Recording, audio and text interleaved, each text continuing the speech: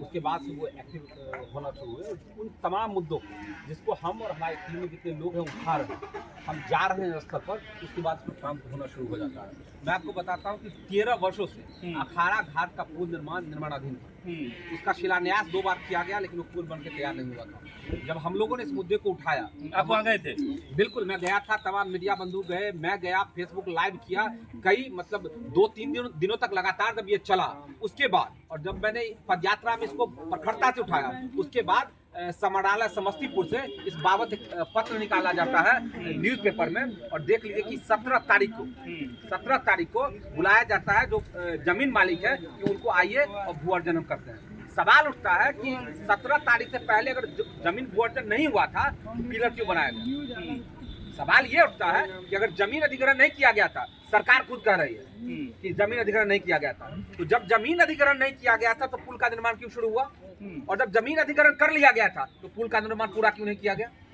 ये साधारण बात नहीं है, ये बहुत बड़ी अनियमितता है।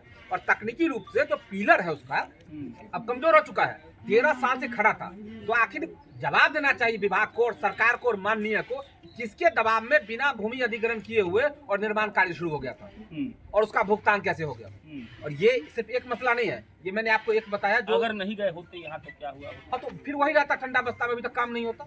और वो एक नहीं है, एक ऐसी बात नहीं है कि इत्तेफाक। मैं आपको और बताता हूँ, जब मेरी यात्रा के बाद क्या क्या हुआ है क्षेत्र में, जब मैंने यात्रा निकाला और कहा कि जितने भी अनुसूचित जाति टोला है वहाँ सड़क नहीं है, वहाँ अभी सही ढंग से विकास नहीं हुआ है, तो मैं आपको बताना चाहता हूँ कि डीएम के द्वारा जो समस्तीपुर डीएम के द्वारा दिनांक 7/4/25 को जिला अधिकारी समस्तीपुर के पत्रांक 154 जो कि 11/4/25 को प्रकाशित हुआ, आलोक में सभी पंचायत की अनुसूचित जाति एवं अनुसूचित जनजाति के टोला में शिविर का आयोजन किया जाना है, जो निम्न प्रकार है।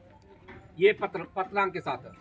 जब हमने इस मुद्दा को उठाया, जब हम सिरपुर में गए थे, वहां अनुसूचित जाति के टोले के लोगों ने कहा था कि आज तक मैंने माननीय मंत्री को नहीं देखा, आज तक माननीय मंत्री को नहीं देखा है। लोग कहते हैं तो वोट कास्ट कर देते हैं, लेकिन मंत्री को नहीं देखा है। और उसका असर देखिए। इसमें आप तमाम मीडिया बंधुओं का भी मैं शुक्रिया अदा करता हूं कि सिर्फ हमारी आवाज से या यहाँ जो आवाम बैठी हुई है उसकी आवाज से एक कुंभकर्णी सरकार नहीं उठती।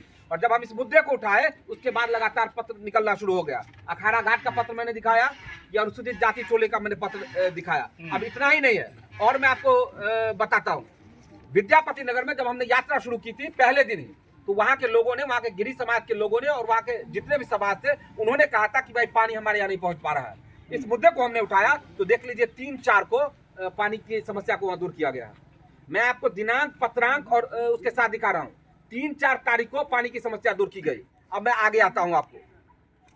जब मैंने कहा कि माननीय के द्वारा सरायरंजन की मुख्य 4 नदियों को सुखा दिया गया है, मैं फिर से उस बात को दोहराता हूँ कि माननीय के संगठित भ्रष्टाचार के संरक्षण के लिए इस नदियों को सुखाया गया है। और एक नदियां नहीं, 4 नदियां हैं, और चारों नदियां आर्तनाद कर रही है। और उसके आर्तनाद के लिए मैं सरायरंजन के लोगों के बीच आया हूँ। ये देखिए, उसके बाद वो कहते हैं कि अब घाट सफाई का काम होगा। 17/4 जी, आप देख लीजिए। उसके बाद वो कहते हैं कि घाट सफाई का काम होगा।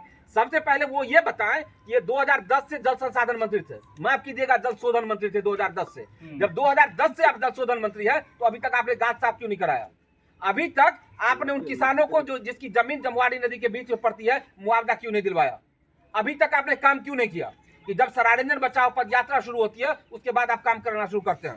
और ये तो मैं कुछ आपको कटिंग दिखा रहा हूँ, इसके बाद भी मैं आपको तमाम कटिंग नहीं है, लेकिन जैसे सरायरंजन बाजार में पानी का काम शुरू हो गया, या जहां जहां समस्याएं थी उस पर काम शुरू हो गया। हालात ये है कि जो माननीय के द्वारा सताए हुए लोग थे, उनको अपना गाड़ी भेज के बुला रहे हैं पटना। जी मिली आके जी, सरकार की गाड़ी भेजकर, और ये कह रहे हैं कि अगर आपको दिक्कत है तो आ जाइए, हम भाड़ा दे देंगे, लेकिन जल्दी आइए और आप हमसे मिल लीजिए।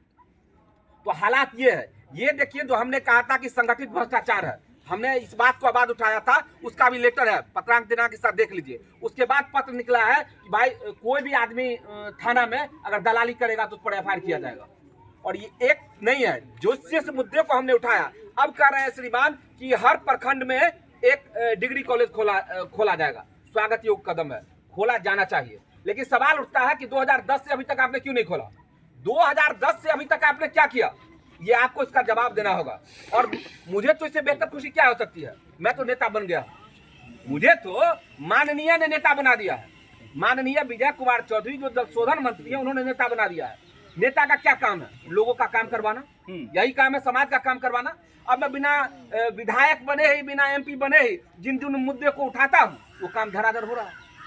ये तो बढ़िया बात हो गया आपके लिए। जो सामाजिक सरोकार का बात है, जिस जिस मुद्दे को उठा रहा हूँ काम हो रहा है, इसी तरह वो काम करते रहे, मैं घूमता रहूंगा। 4-5 साल घूम लीजिए फिर ऐसे ही। कोई दिक्कत नहीं, हर गली में हर गांव तक जाएंगे। मेरा क्या उद्देश्य है कि सरारंजन में सकारात्मक बदलाव होना चाहिए। अगर सकारात्मक बदलाव बिना चुनाव के ही हो रहा है तो स्वागत योग्य कदम है। और वह उन हर जगह पर हम जाएंगे जहां जहां माननीय ने 2010 से लेकर अभी तक भसर मचा रखा है, जिसको उन्होंने संगठित भ्रष्टाचार, दलाली और लूट के से कवर अप किया हुआ है, और एक जगह नहीं है। और जो काम इन्होंने नहीं किया है उसका क्रेडिट लेने के लिए सबसे पहले जाते हैं, और जो काम इन्होंने खराब किया है उसकी चर्चा नहीं करते हैं। कल परसों जब यात्रा के पहले दिन मैं रुका था गंगापुर हाई स्कूल में, वो हाई स्कूल 1959 में स्थापित होता है, 2011 में उसको +2 का कोड मिलता है, और अभी तक भवन निर्माण नहीं था।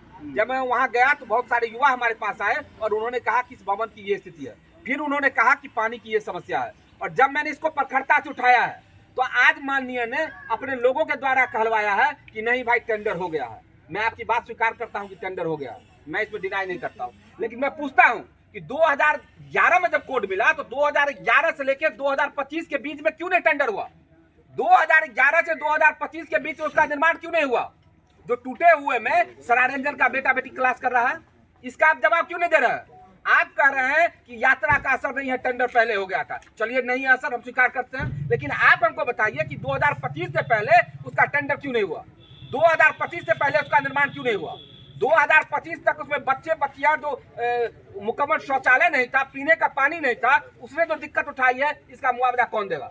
आपका बच्चा जर्मनी में जाके पढ़ सकता है, विदेश में जाके पढ़ सकता है, और सरारंजन के बच्चे में क्या है?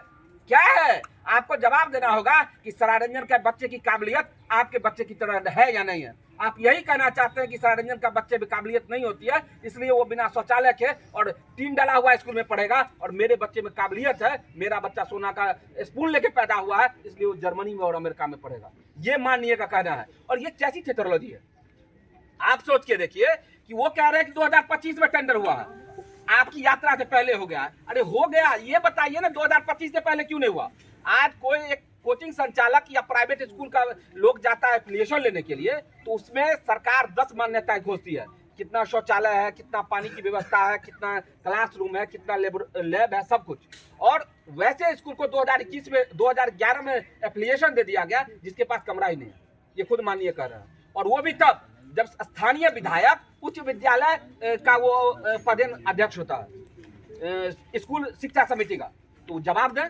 वो जब शिक्षा समिति के पदेन अध्यक्ष थे तो 2011 से 25 के बीच में जब उस स्कूल में पढ़ाई उस तरह से होती रही, इसके लिए कौन जवाब दे?